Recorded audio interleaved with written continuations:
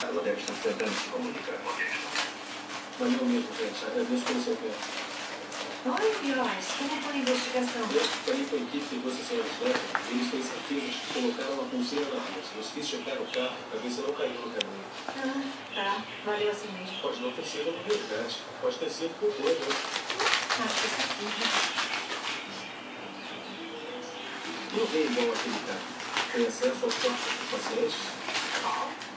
Acho que ele é consistente. É parte do trabalho dele. Eu não.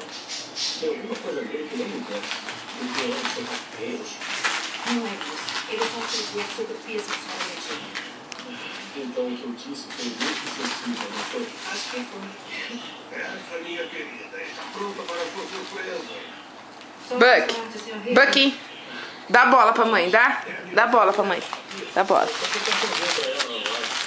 Não, filho, calma, filho, calma. Ó, mãe vai, ó, aqui, ó, ó.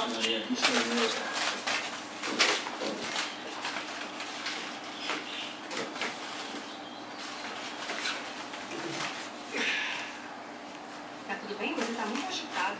É a verdadeira. Deixa eu te acompanhar. Deixa a gente falar dessa coisa.